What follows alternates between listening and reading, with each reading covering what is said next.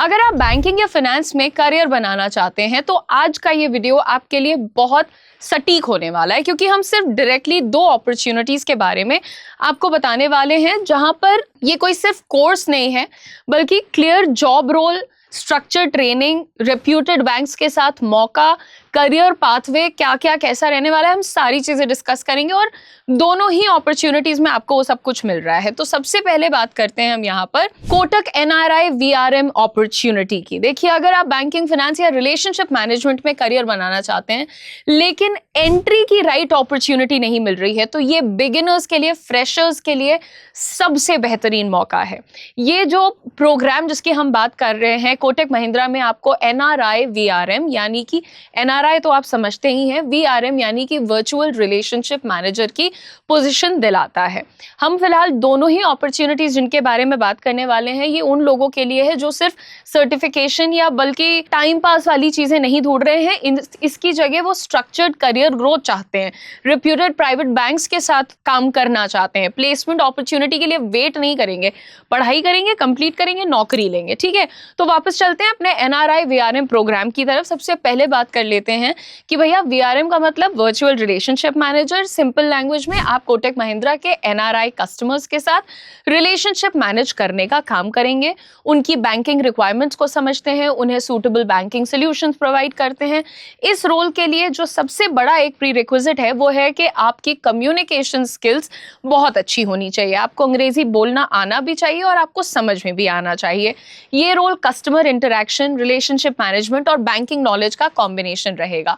ये सारी चीजें आपको सिखाई भी जाएंगी। ऐसा कोई नहीं कह रहा है कि तुम बैंकिंग का नॉलेज और कस्टमर हैंडलिंग सब पहले से लेकर के आओ। ठीक है, देखो, प्रोग्राम के सक्सेसफुल कंप्लीशन के बाद आप डेप्यूटी मैनेजर डेजिग्नेशन पर कोटक महिंद्रा बैंक के साथ ज्वाइन करते हैं। एलिजिबिलिटी ध्यान से सुनिएगा, एज आपकी 21 से 30 years at the time of application हो सकती है।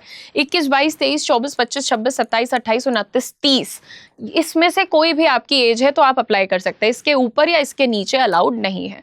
ग्रेजुएशन में कम से कम 60% होना जरूरी है। स्ट्रीम आपकी बीए है, बीकॉम है, बीएससी है, इट डजंट मैटर, कोई भी स्ट्रीम चलेगी। और अगर आपके पास 1 साल का वर्क एक्सपीरियंस है तो आप एलिजिबल हो जाएंगे। लेकिन अगर आपके पास वर्क एक्सपीरियंस नहीं है तो पोस्ट ग्रेजुएशन बिल्कुल मैंडेटरी हो जाता है। पोस्ट ग्रेजुएशन भी अगर आप लेके आए हैं तो वो उसमें 60% नहीं भी है, 50% है, 52% है, तो भी आप एक्सेप्टेबल हैं। अगेन, स्ट्रीम वहां पर मैटर नहीं करती। इंग्लिश और हिंदी कम्युनिकेशन यहाँ पर रिक्वायर्ड रहने वाली है। आप फ्रेशर हैं, आप अप्लाई कर सकते हैं। फ्रेशर के केस में ग्रेजुएशन, पोस्ट ग्रेजुएशन दोनों देखा जाएगा। एक्सपीरियंस्ड हो तो सिर्फ ग्रेजुएशन से भी काम चल जाएगा। देखो, इस प्रोग्राम में आपको हम लोग पढ़ाते हैं हम लोग ऑलमोस्ट समझिए 5 महीने का आप ड्यूरेशन ले लीजिए। ठीक है, 45 डेज की ट्रेनिंग आपको हमारे पुणे कैंपस में दी जाती है।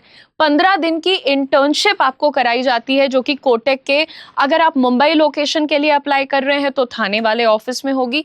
अगर आप हैदराबाद लोकेशन यानी तेलंगाना रीजन से अप्लाई कर रहे हैं तो हैदराबाद में आपकी इंटर्नशिप होगी। मुंबई लोकेशन के लिए कोई कहीं से भी अप्लाई कर सकता है, लेकिन हैदराबाद लोकेशन के लिए one has to be from the Telangana region. Moving on, 2 महीने की आपको ऑन द जॉब ट्रेनिंग भी दी जाती है। And now coming to the most interesting part, ये वाला जो हमारा प्रोग्राम है ये भी कहीं ना कहीं लर्न वैल्यू अर्न मॉडल पर बेस्ड है। ट्रेनिंग पीरियड के टाइम से ही हम आपको स्टाइपेंड देना शुरू कर देते हैं। प्रोग्राम कंप्लीशन के बाद आपका जो स्टार्टिंग पैकेज है वो लगभग 4.5 लाख पर एनम का होता है। इसमें आपकी इन हैंड सैलरी अराउंड आप समझिए 28-30 हज़ार के आसपास बनती है। और जब आप 1 साल इस रोल में कंप्लीट करेंगे तो फर्स्ट साल के कंप्लीशन पे आपको 50,000 मिलेगा रिटेंशन बोनस, और सेकेंड ईयर जब आप कंप्लीट करेंगे तो फिर से आपको 50,000 का रिटेंशन बोनस मिलेगा। तो टोटल 1 लाख आपको वापस मिल गया है। देखिए, आप लोगों को इसमें फीस भी देनी होगी, और इस प्रोग्राम की जो फीस है, फीस के साथ जीएसटी भी इसमें आपको पे करना पड़ता है। लेकिन इस अपॉर्चुनिटी को जाने मत देना, क्योंकि जितना तुम इन्वेस्ट कर रहे हो उससे बहुत ज़्यादा ट्रेनिंग, लर्निंग, ग्रोथ की अपॉर्चुनिटी, अच्छी सैलरी, अच्छी कंपनी का नाम, सारी चीज़ें तुम्हें मिल रही हैं। और एज अ फ्रेशर अगर आप अभी टाइम पास कर रहे हो तो बहुत अच्छा है कि अच्छी जगह पर जाकर के जॉब स्टार्ट कर दो। अपॉर्चुनिटी नंबर 2 की बात करेंगे, CBGRM विद एक्सिस बैंक। इसके पहले हमने आपको बताया कोटक महिंद्रा के अपॉर्चुनिटी के बारे में। अब बात करेंगे हमारे देश के तीसरे सबसे बड़े बैंक एक्सिस बैंक के साथ जॉब की अपॉर्चुनिटी के बारे में। देखिए, CBGRM यानी कि कमर्शियल बैंकिंग ग्रुप का रिलेशनशिप मैनेजर बन सकते हैं आप। ये अपॉर्चुनिटी एक्सपीरियंस्ड लोगों के लिए है, फ्रेशर्स ये अप्लाई नहीं कर सकते हैं। ये जो CBGRM का सेगमेंट होता है ये बिजनेसेस को हैंडल करता है। अब इसमें उन बिजनेसेस को हैंडल किया जाता है जिनका एनुअल टर्नओवर अप्रॉक्सीमेटली 10 करोड़ से 250 करोड़ के बीच का होता है। तो आप सोचो, अगर अभी तक आप नॉर्मल पीपल को, लोगों को ऐसे इंडिविजुअली सर्विसेज दे रहे हो एज अ रिलेशनशिप मैनेजर, तो अब टाइम आ चुका है कि आप सीधे बड़े बिजनेस ओनर्स के साथ डील करोगे। आपके क्लाइंट्स, कस्टमर्स बिजनेसेस होंगे। आप मिड साइज बिजनेसेस के साथ काम करने वाले हैं। एक CBGRM क्या करता है? बिजनेस क्लाइंट के साथ रिलेशनशिप मैनेज करना, उनकी फंडिंग और बैंकिंग रिक्वायरमेंट्स को समझना, working capital, trade finance, banking solutions, ये सारी चीजों को रेकमेंड करना, क्रेडिट टीम के साथ कोऑर्डिनेशन करना, long term client relationships build करना। अब ये भी देखो कि बेटा, जब इतनी सीनियर लेवल पर आप बैंकिंग करते हो ना, तो उसको प्योर सेल्स नहीं बोलते, प्योर ऑपरेशंस नहीं बोलते। ये हो जाता है कंसल्टेटिव बैंकिंग। रिलेशनशिप मैनेजमेंट और कंसल्टेटिव बैंकिंग का एक बहुत ही ब्यूटीफुल कॉम्बिनेशन होता है ये।